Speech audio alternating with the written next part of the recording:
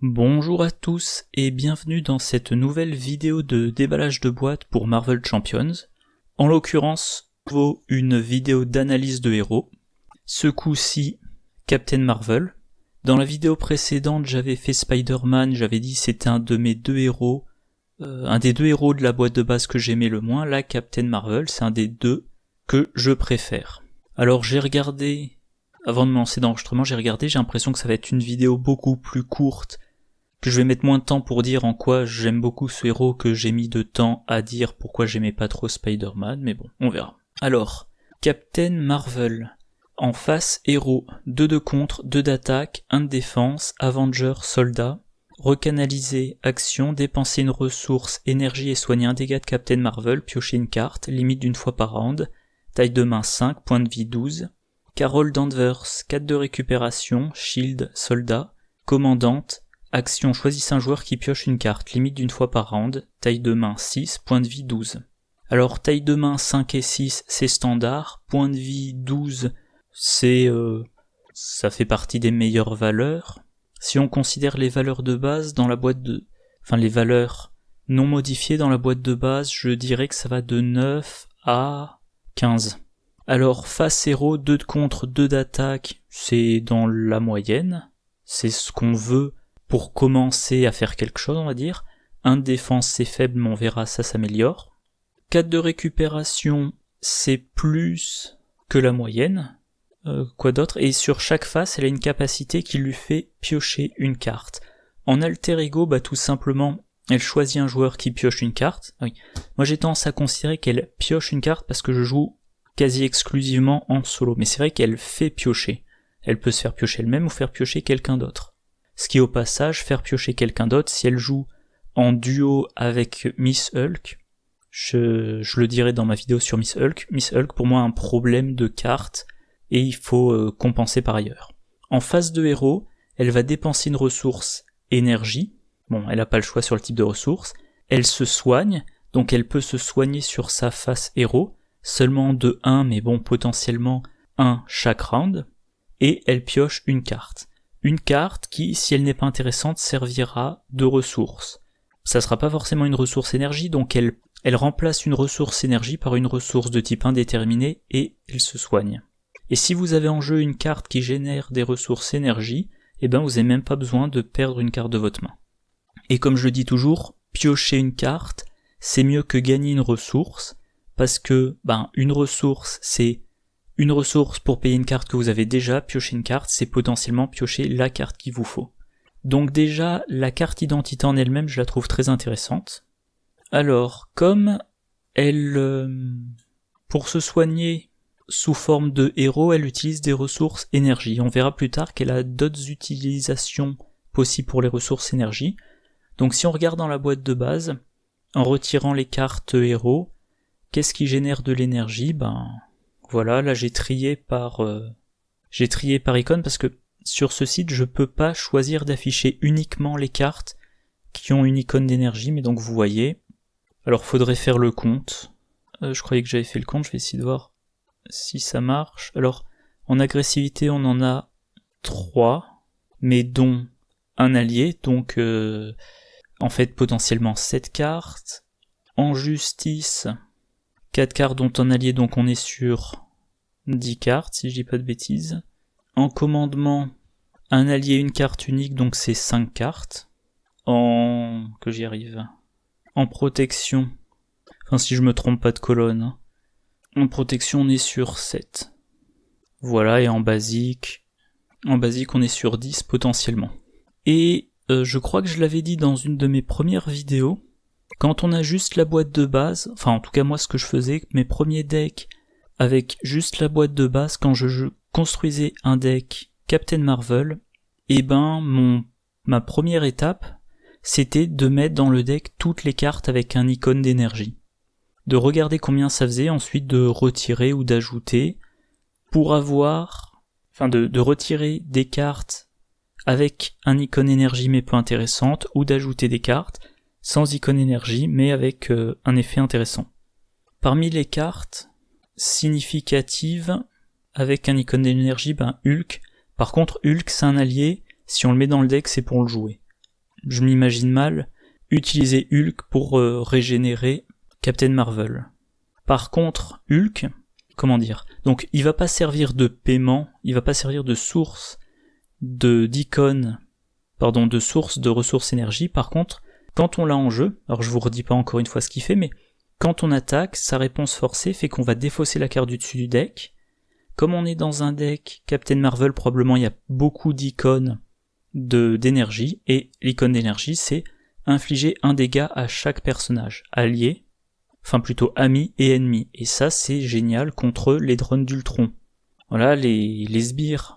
Chaque sbire drone face cachée engagé qu'un joueur a une manigance de base de 1, une attaque de base de 1 et des points de vie de base de 1. Si vous attaquez, par exemple Ultron, avec Hulk, que vous défaussez une carte qui a une icône d'énergie imprimée, vous tuez tous les drones, à moins qu'ils aient été boostés par ailleurs. On a assaut implacable, donc 5 dégâts à un sbire si on a utilisé une ressource physique pour payer la carte, l'attaque à déferlement. Ça de toute façon c'est une carte qu'on a envie de jouer à partir du moment où il y a pas mal de sbires, soit parce qu'on est en duo ou en multi, soit parce que dans le scénario il y a des sbires. En justice, on a la salle d'interrogatoire, voilà, qui permet de retirer une menace d'une manigance après avoir vaincu un sbire. Jessica Jones, pareil, c'est un allié, on a envie de la jouer, pas de la dépenser. Instinct héroïque, ça par contre, c'est une carte qui va être... c'est une carte qui est intéressante parce qu'elle fait passer le contre de 2 à 3, mais en plus, comme il y a une icône d'énergie, peut-être qu'au lieu d'en mettre, 2 copies dans un deck, normalement, là vous en mettez 3 parce que vous dites, il y a quand même une icône énergie, donc c'est pas une carte gâchée. Si je l'ai en main pendant que je suis en héros, je soigne Captain Marvel et je remplace par une autre carte. Hawkeye, même remarque, c'est un allié donc on a envie de le jouer. Commander en première ligne, ça par contre c'est une carte, chaque personnage contrôlé par le joueur choisi gagne plus 1 de contre et plus 1 d'attaque jusqu'à la fin de la phase. Si vous pouvez choisir un joueur qui a 2 alliés ou 3 alliés, c'est intéressant. S'il n'y a aucun joueur que vous avez envie de cibler, vous recyclez la carte et vous piochez immédiatement en remplacement une carte plus intéressante. Le Triskelion, vous en avez qu'un dans votre deck, mais si vous vous rendez compte que vos alliés restent pas longtemps sur la table, autant l'utiliser pour autre chose. Équipe médicale, pareil, pour soigner, mais s'il n'y a pas à soigner, vous pouvez être tenté de recycler. Inébranlable, alors ça, vous avez le droit d'en avoir plusieurs en jeu, en même temps, il n'y a pas de limite. Donc peut-être plutôt quand vous les avez, vous les jouez en prévision du moment où vous en aurez besoin. Ça diminue la taille du deck. Et Maker, voilà, je sais pas si vous n'avez pas immédiatement besoin d'infliger des dégâts, mais que vous voulez vous soigner ou alors essayer de piocher des cartes plus intéressantes, par exemple du contre. Alors, autre carte, j'aurais peut-être dû trier différemment, autre carte qui pour le coup ne va pas servir comme ressource, mais qui va probablement qui va être très intéressante dans un deck Captain Marvel, c'est Vision. Alors Vision, de façon générale, est toujours très intéressant, mais là, son action qui nécessite de dépenser une ressource énergie, a priori, vous avez un deck avec beaucoup de ressources énergie. Donc, vous avez plus de chances d'activer cette capacité de vision pour lui donner plus de soit de contre, soit d'attaque jusqu'à la fin du round. Jusqu'à la fin de la phase, pardon. Voilà, maintenant, purement les cartes qui vont améliorer l'identité de Captain Marvel. Captain Marvel, elle a 2 d'attaque et 2 de contre. Et je le disais, 2, c'est la valeur à partir de laquelle j'ai envie de l'utiliser. C'est encore un peu faible, mais j'ai envie de l'utiliser. Autant une valeur de 1, je me dis qu'on part de trop bas pour l'utiliser, autant 2, ça donne envie de booster. Du coup, les 2 améliorations d'attaque et de contre se justifient tout à fait, selon que vous jouez agressivité ou justice. Si vous jouez agressivité, entraînement au combat, vous pouvez en entrer. Alors, vous avez le droit d'avoir une max par joueur, mais vous pouvez quand même en entrer 2 ou 3 pour vous donner une attaque de base de 3. Et comme je le disais, si vous jouez en duo ou en multi, une fois que vous avez joué une carte sur vous, vous pouvez jouer l'autre exemplaire sur un autre joueur. Instinct héroïque, pareil, l'amélioration justice, qui vous permet de passer de 2 à 3 de contre. Si vous jouez justice, vous avez selon moi tout intérêt à la rentrer. En plus de ça, comme il y a un icône, je le disais juste avant, comme il y a un icône de ressources énergie, et ben, si en temps normal les cartes limitées à un exemplaire, vous n'en mettez qu'une dans votre deck, là peut-être que vous mettrez le deuxième exemplaire. Si d'habitude vous n'en rentrez que 2, là vous envisagerez peut-être de mettre un troisième exemplaire. Allez, première carte du set, Spider-Woman. C'est un allié qui coûte 3, qui a 2 de contre et 2 d'attaque, chaque fois avec un dégât consécutif, 2 points de vie, réponse après que Spider-Woman est entrée en jeu, désorienter le méchant. Alors elle fait un peu penser à Mockingbird, qui elle est 3-1-1-3 et qui sonne un ennemi. Donc voilà, Mockingbird, elle a le même coup, elle a moins en attaque et en contre, elle a 1 point de vie de plus, et elle sonne l'ennemi de notre choix. Spider-Woman, elle désoriente et c'est spécifiquement le méchant. Alors des sbires qui sont plus effrayants que le méchant, il y en a pas des masses, il y a les sbires Némésis, et dans certains...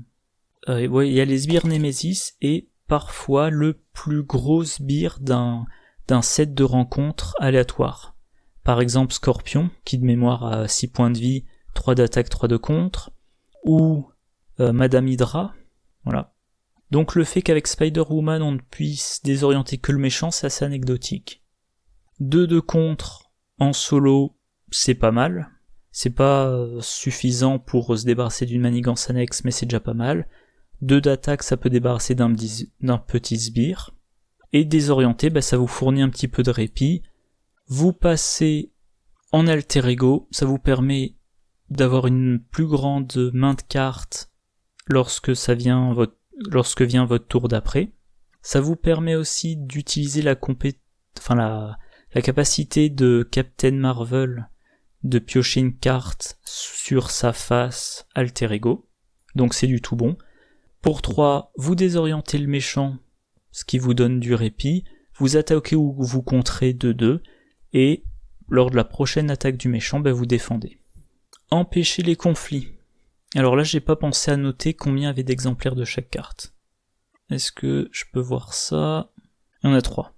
C'est un événement qui coûte 2, qui a un icône d'énergie, un icône de ressources énergie. Contre, action de héros contre, retirez 2 menaces d'une manigance. Ensuite, si vous avez le trait aérien, retirez 2 menaces d'une autre manigance. Donc idéalement, on va avoir le trait aérien. On y reviendra plus tard, sur comment avoir le trait aérien. Parce que sinon, c'est pour 2, on retire 2 menaces. C'est faible. Par contre, si on a le trait aérien, c'est pour 2, on retire 2 menaces d'une manigance et 2 d'une autre manigance. Alors, plusieurs manigances, c'est quand même assez fréquent, me semble-t-il. Autant si vous jouez contre Rhino... Enfin, je reformule. Si vous jouez contre le stade 1 du méchant, donc déjà, vous jouez pas en mode expert, vous êtes en mode standard, c'est le début de la partie.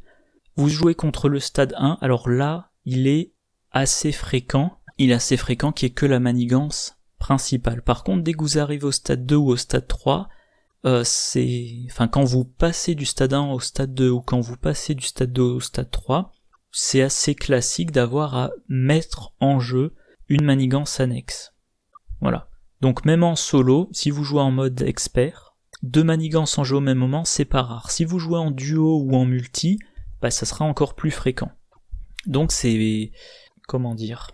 Autant en standard, le retirer 2 menaces d'une autre manigance, ça sera peut-être inintéressant, autant en expert et ou en 2 ou plus joueurs, 2 joueurs ou plus, ça sera très intéressant. Pour comparaison, en justice, donc dans l'aspect spécialisé dans le retrait de menaces, on a pour la justice un événement qui coûte 2, action de héros contre, retirer 3 menaces d'une manigance, 4 menaces à la place si vous avez utilisé une ressource mentale pour cette carte. Donc, éviter les conflits, ça va permettre de diminuer le nombre de menaces sur plusieurs manigances à la fois. Là, pour la justice, c'est tout sur la même. 3 sur 1, en solo, ça suffit assez fréquemment. 4 sur une manigance annexe, ça sera peut-être gâché. Par contre, sur la manigance principale, ça vous donne probablement 1 ou 2 rounds de répit. Ah oui, et pour la justice, c'est un icône de ressources, je vais y arriver, un icône de ressources énergie. Du coup, si vous jouez Captain Marvel Justice, vous aurez probablement envie d'en mettre une ou deux copies. Carte suivante du pack, le rayon photonique, lui aussi présent en 3 exemplaires, un événement qui coûte 3, attaque super pouvoir, action de héros, infliger 5 dégâts à un ennemi, action de héros attaque, infliger 5 dégâts à un ennemi, si vous avez utilisé une ressource énergie pour payer cette carte, piochez une carte. Bon, alors, 5 dégâts à un ennemi, eh ben ça correspond à Uppercut. Uppercut qui coûte également 3. Par contre, oui voilà, assaut implacable, c'est également 5 dégâts pour seulement 2, mais par contre 5 dégâts à un sbire, et débordement sous condition. Du coup, rayon photonique, c'est pour le même prix autant de dégâts que la carte de référence de dégâts directs en agressivité. Sauf que rayon photonique, si vous avez utilisé le bon type de ressource, si vous avez utilisé au moins une ressource énergie, vous piochez une carte. Donc, rayon photonique plus les 3 cartes qui servent à le payer, et ensuite vous piochez une carte. C'est, en première approximation, on va dire, c'est comme si vous n'aviez payé que 2, à condition d'utiliser le bon type de ressource.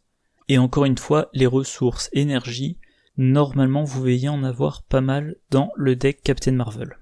En parlant de ressources, la carte suivante, absorption d'énergie, 2 exemplaires présents, c'est une carte ressource qui a 3 icônes d'énergie. Et voilà. Jusqu'à présent, toutes les cartes, je vais reformuler quasiment, là on va dire ça comme ça pour pas se tromper, quasiment toutes les cartes ont un seul icône de ressource. Les cartes, le pouvoir de l'agressivité, le pouvoir de la justice, le pouvoir du commandement et le pouvoir de la protection, c'est un icône de ressources libre, et si ça sert à payer une carte de l'aspect, ça double les ressources. Dans le pack Black Panther, il y a le Vibranium qui donne, je sais plus si c'est 2 ou 3 icônes libres, je crois que c'est 2. Il y a les 3, alors le pouvoir 2, c'est 2 exemplaires max par deck. Il y a les 3 ressources basiques maximum 1 par deck, chacune fournit 2 ressources mentales, 2 ressources... chacun fournit 2 ressources d'un type. Et là on a la carte ressources qui fournit 3 ressources et 3 ressources énergie. Donc déjà en une carte vous avez 3. Par exemple si vous jouez rayon photonique, que je le retrouve, ouais c'est ça, si vous jouez rayon photonique vous pouvez payer avec uniquement l'absorption d'énergie. Et autre chose, comme ce sont des ressources énergie, ça va permettre de repiocher si vous avez joué rayon photonique. Ça peut vous permettre de soigner Captain Marvel, mais bon, ça serait gâcher de ressources. Et puis ça va vous servir pour d'autres cartes plus tard. Autre remarque, dans tous mes decks, sauf Black Panther, vu qu'il a du Vibranium, j'ai 5 cartes ressources, les 3 basiques, et 2 copies de la carte le pouvoir 2. Dans un deck Captain Marvel, j'ai en tout 7 cartes ressources, sur un deck de 40 cartes. Quand je commence la partie, je pioche une main de 6 cartes, donc il me reste 34 cartes, mais on va arrondir, disons qu'il me reste 35 cartes dans mon deck, dans ma pioche. Sur ces 35, j'ai 7 cartes ressources. C'est-à-dire que une carte sur 5 est une ressource. Ça veut dire aussi que la moyenne de ressources par carte est plus élevée que dans un autre deck. Et du coup, autant dans certains decks, j'utilise très peu le mulligan parce que je me dis chaque carte que je ne veux pas jouer est quand même une ressource, autant avec Captain Marvel, je vais pas hésiter à faire un mulligan très strict. Pourquoi ? Alors, parce que en repiochant plein de cartes, je vais augmenter mes chances de piocher une des 7 cartes ressources. Et notamment, ce qui m'intéresse sont les cartes absorption d'énergie parce que j'ai 3 ressources en une carte. C'est-à-dire que techniquement, c'est peu probable, mais techniquement, si dans ma main, avant mulligan, j'ai Nick Fury et Manoir des Avengers, je peux me dire je garde ces 2 cartes, je défausse tout le reste, et peut-être que je piocherai assez de cartes ressources pour poser 2 cartes à 4 le premier tour. Autre chose, en face alter ego, lors de mon premier round, je vais piocher une carte. Puis probablement je vais passer en héros. S'il me reste une ressource énergie, je vais l'utiliser... Enfin non, pas au premier round parce qu'il faut que je sois blessé, mais dès que je serai blessé, chaque round en héros, je vais essayer de dépenser une ressource énergie pour me soigner et piocher. Ça veut dire que je vais, plus rapidement qu'avec d'autres héros, cycler mon deck. Et donc, les bonnes cartes que j'ai mis à la défausse lors du mulligan, elles vont revenir relativement rapidement. Donc voilà, Captain Marvel, je suis plus regardant sur le mulligan. Carte suivante, la station Alpha Flight, un soutien qui coûte 1, unique donc il n'y en a qu'un exemplaire dans le deck, lieu Shield, action, inclinez la station Alpha Flight, choisissez et défaussez une carte de votre main, piochez une carte. Piochez 2 cartes à la place si vous êtes Carol Danvers. Alors un soutien qui coûte seulement 1, c'est pas cher. Il est plus intéressant en alter ego. En alter ego, si je choisis une carte de ma main qui me plaît pas, je la défausse, je la remplace par 2. En héros, si je choisis une carte de ma main qui me sert pas, je la défausse, je la remplace par une autre. Je le disais dans une de mes vidéos récentes, je pense que c'était une vidéo de partie, la station Alpha Flight, j'ai tendance à complètement l'occulter quand je suis en héros. Et je pense que c'est... je pense que c'est une erreur. Comme je le disais juste avant, autant pour la majorité des héros, on se dit une carte en main qui ne me sert pas, c'est toujours une ressource, autant avec Captain Marvel, une ressource, c'est qu'une ressource, par contre une ressource énergie, ça peut être du soin plus de la pioche, ça peut servir à faire repiocher après avoir joué, comment ça s'appelle déjà, rayon photonique, donc même en héros, remplacer une carte par une autre carte, vu le héros, c'est intéressant. De toute façon, comme on pioche, on finira par repiocher la carte qu'on vient de défausser. Mais en alter ego, c'est carrément du gain net d'une carte. Et, encore une fois, vous avez un deck où vous avez 7 cartes ressources sur 40 cartes. Dès que vous commencez à vous installer un peu, que vous avez en jeu, je sais pas, par exemple, la station Alpha Flight, le Queen Porter, l'héliporteur, 1 ou 2 alliés, les cartes qui cyclent, il y en a moins, donc vous avez encore plus de chances de piocher des cartes ressources.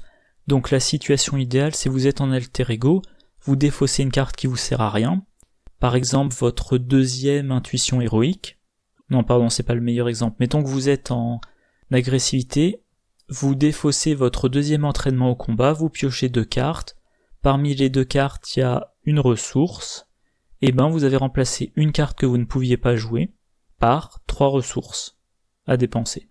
Donc très bonne carte. Le casque de Captain Marvel unique, donc un seul exemplaire, une amélioration qui coûte 2, armure tech, Captain Marvel gagne plus 1 de défense ou plus de défense à la place si vous avez le trait aérien. Donc une fois que vous avez joué cette amélioration, Captain Marvel elle est 2, 2, 2. Vu qu'elle a 2 de défense, alors 2 de défense c'est pas génial, moi je préfère...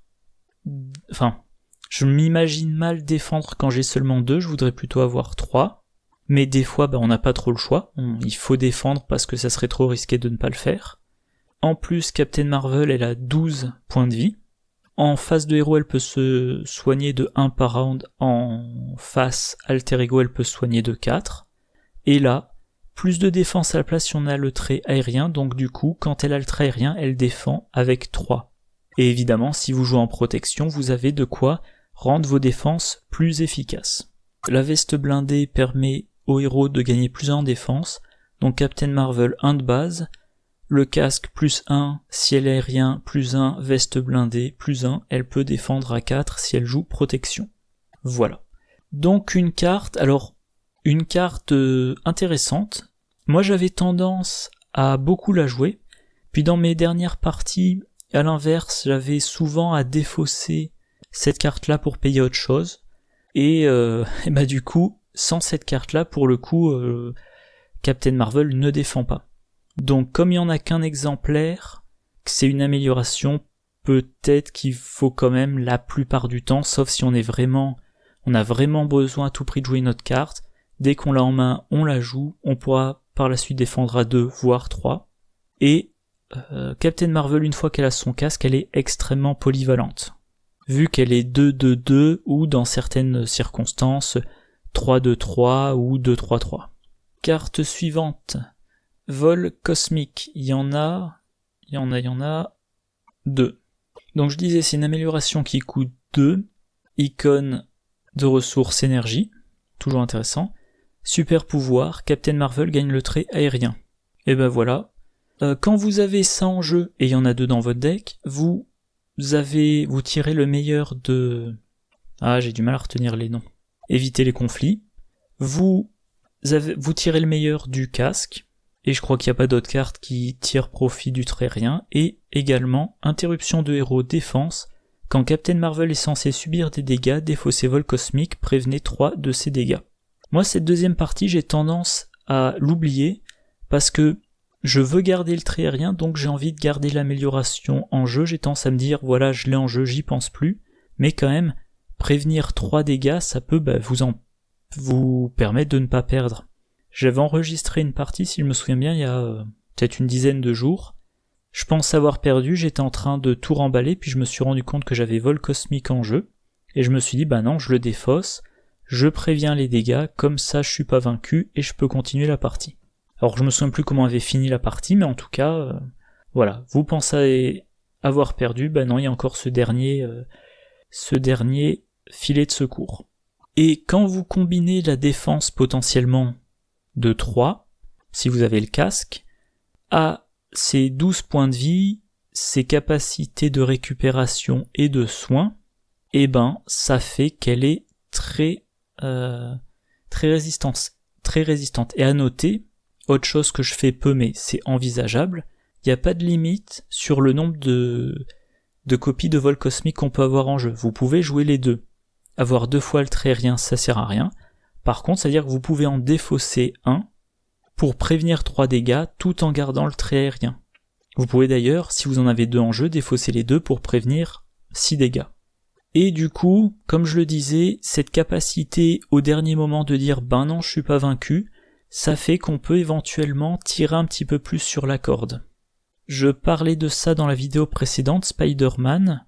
On est incité grâce à ses grandes capacités de récupération, enfin on est incité. En tout cas, vu qu'il peut très rapidement se soigner, on va peut-être se dire je reste en héros pour être efficace, je reste en héros, j'attends le dernier moment et hop, maintenant je me soigne et round suivant je repasse en super-héros pour repartir à l'attaque. Enfin entre guillemets, pas forcément à l'attaque mais pour pouvoir utiliser toutes les capacités de héros. Mais le truc c'est que Spider-Man, si il se retrouve à résoudre l'ombre du passé que le vautour arrive en jeu, le vautour direct inflige 3 dégâts, et potentiellement parce qu'on tirait sur la corde, ces 3 dégâts vont vaincre Spider-Man. Là, Captain Marvel, elle tire sur la corde, et mettons qu'on pioche une carte, je regarde ma table de jeu, je crois que j'ai eu le problème lors de ma dernière partie, un héros qui a plus que 2 points de vie, je joue contre Claw, je tire une carte rencontre, ça dit Claw vous inflige 2 dégâts et se soigne de 2 dégâts. Et des fois, si on a un héros qui n'a que 2 points de vie, rien pour annuler la carte, c'est la défaite.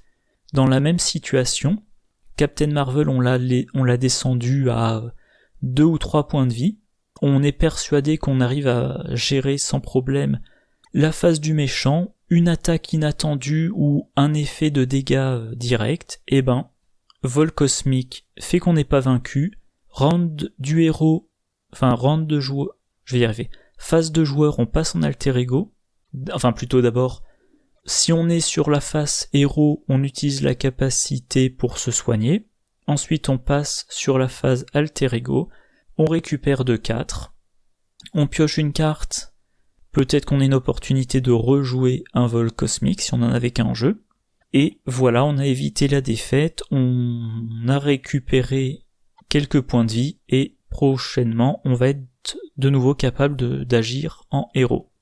Et dernière carte du pack, mais pas la moindre, énergie canalisée, on en a 2. C'est une amélioration qui coûte 0. Super pouvoir, 1 max par joueur. Action, dépensez X ressources, énergie, mettez X jetons énergie sur cette carte. action de héros attaque, défausser énergie canalisée, infliger 2 dégâts par jeton énergie sur cette carte à un ennemi jusqu'à un maximum de 10 dégâts. Donc dès que vous avez la carte en main, s'il n'y en a pas en jeu, vous la jouez.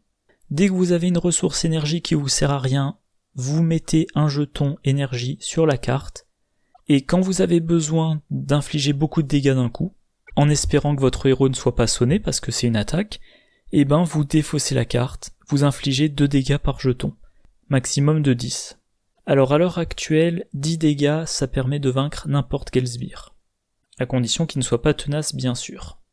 Mais voilà, encore une fois vous avez un deck avec plein de sources de ressources énergie, notamment, le nom là tout de suite m'échappe, absorption d'énergie qui en une carte vous fournit 3 ressources, donc vous mettez des ressources petit à petit et vous libérez une grosse attaque. Si vous jouez en solo, 10 dégâts d'un coup, ça peut être un peu plus ou un peu moins de la moitié des points de vie un peu plus ou un peu moins que la moitié des points de vie du méchant, selon le méchant et selon le stade que vous affrontez actuellement.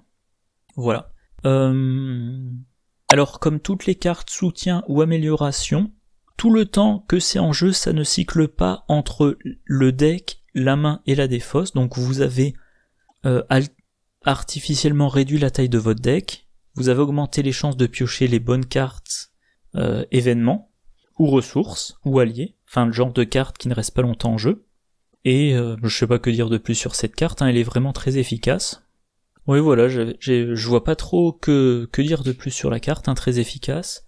Vous avez une grosse cible, soit le méchant, soit un sbire particulièrement coriace.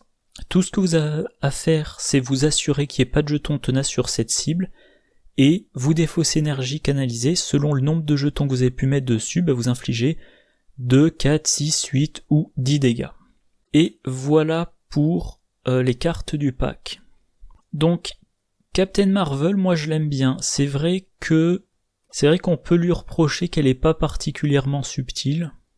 Je sais pas si... Alors les gens sur les forums disent tel personnage est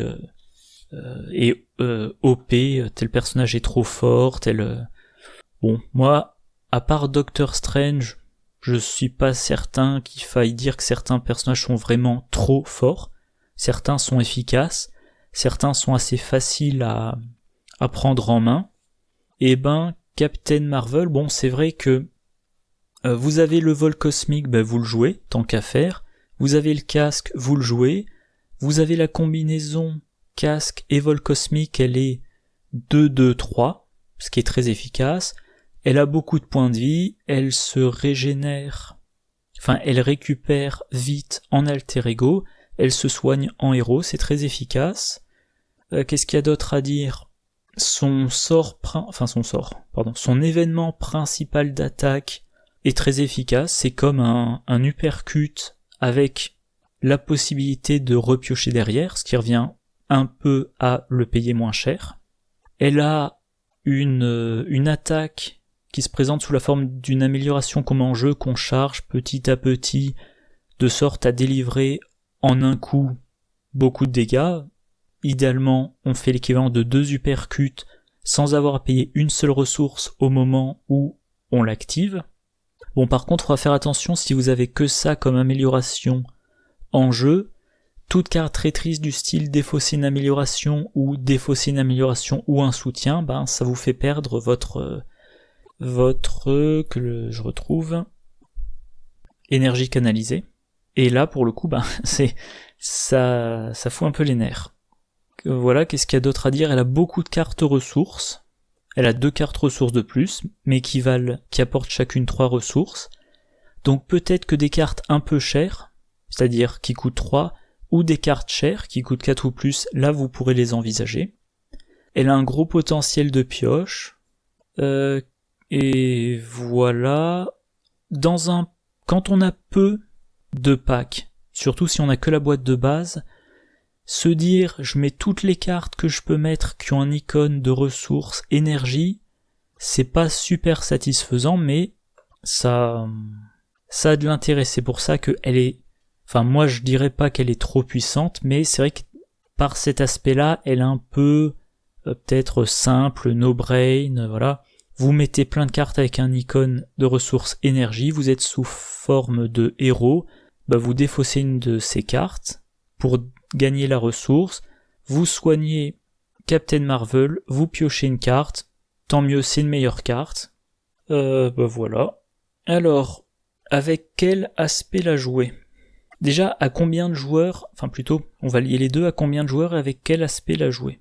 Parmi les cartes de son set, rapidement, dans les cartes de son set, on a de la pioche, on a un allié qui va désorienter le méchant, on a du boost de défense, on a de l'annulation de dégâts, on a une attaque qui peut infliger 10 dégâts d'un coup, on a des attaques qui infligent 5 dégâts d'un coup, on a une solution pour retirer 2 dégâts d'une manigance et potentiellement 2 dégâts d'une autre manigance.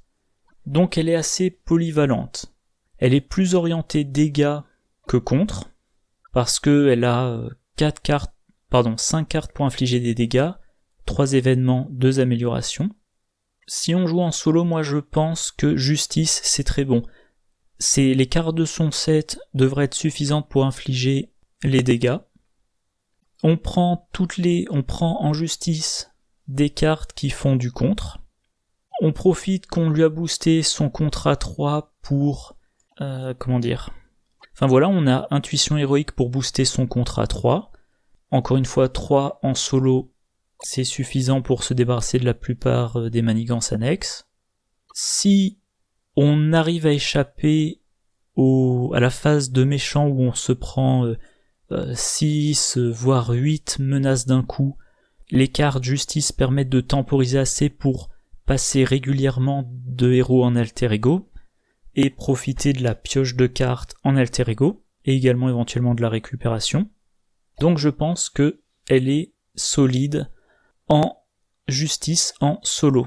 En duo, moi je l'ai aussi bien aimé, je l'ai un peu joué en duo, enfin en solo, pardon. Je l'ai un peu joué en solo.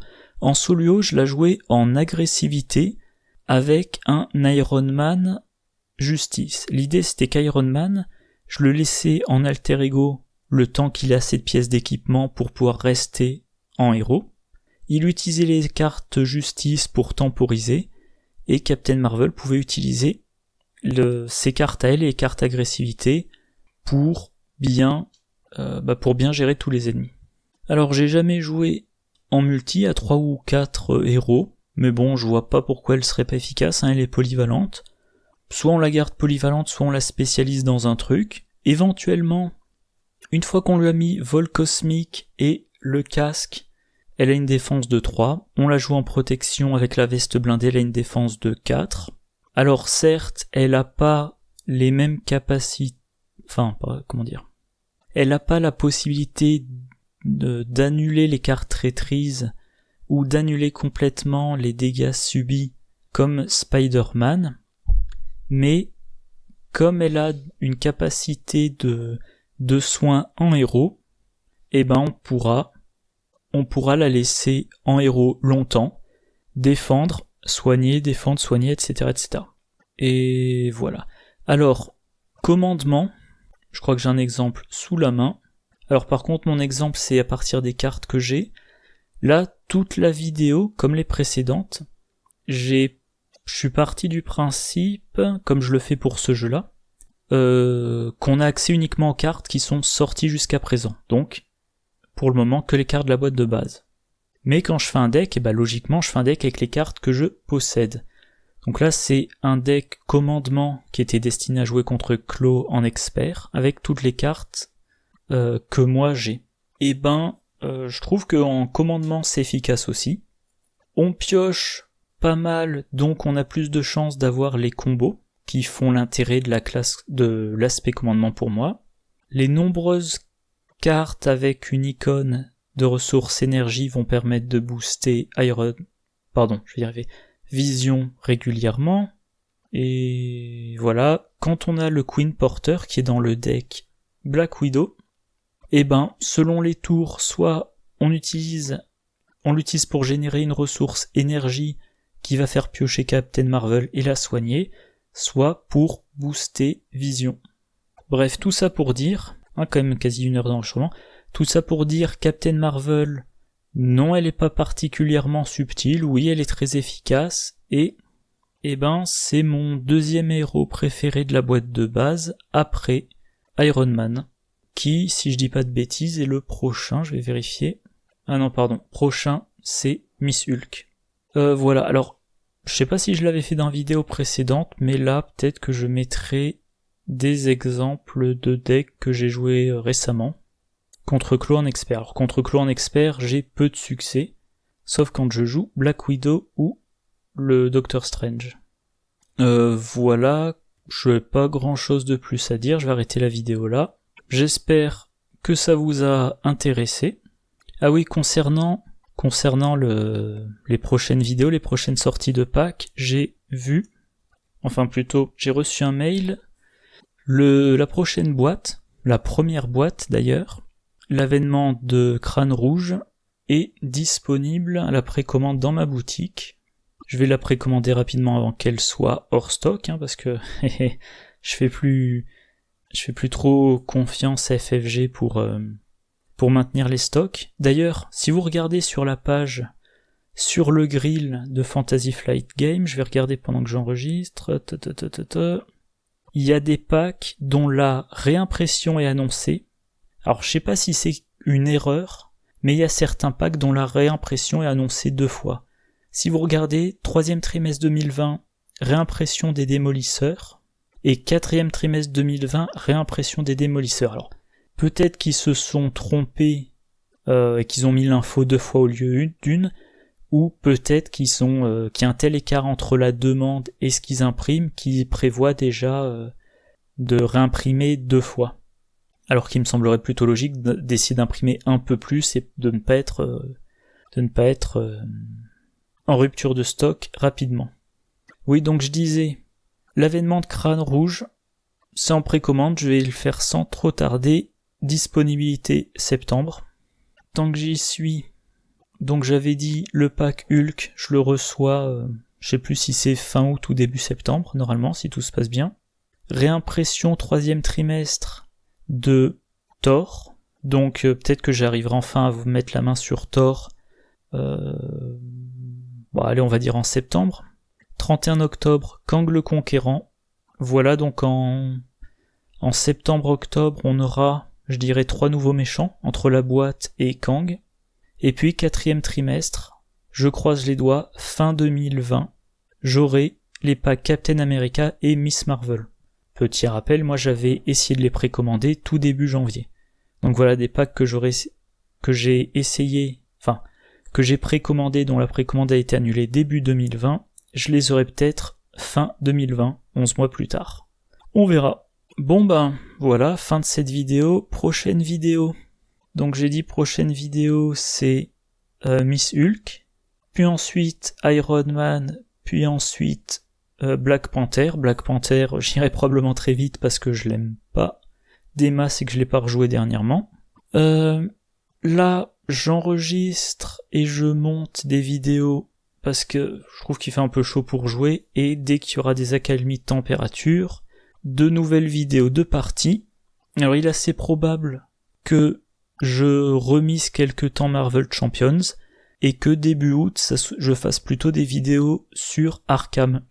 J'ai dans le sac à côté de moi le Dévoreur de toutes choses, Tisseuse du Cosmos et la Demeure des Dieux. Donc voilà, des cartes à sortir, à pocheter, et je pourrai enfin faire des decks sans utiliser de proxy. Ce qui veut dire peut-être aussi que je vais faire une vidéo de deck pour Arkham, un deck dans lequel je profiterai à fond des cartes de ces 2 packs-là, et je pense que je vais me diriger vers des vidéos de parties mais en solo. Alors je sais pas si je vais rejouer le renouveau de la route de Carcosa, parce que j'adore cette campagne, et si je joue avec Mandy, un bon deck Mandy en solo, ça peut être extrêmement puissant. Bon, c'est peut-être un peu facile. Ou si je me dirige plutôt sur la dernière campagne, les Dévoreurs de rêves, histoire d'être un petit peu plus dans l'actualité. Bon allez, voilà, ce coup-ci je m'arrête là. J'espère que ça vous a intéressé, je vous souhaite une bonne journée, une bonne soirée, de bonnes parties, je vous dis à la prochaine, au revoir.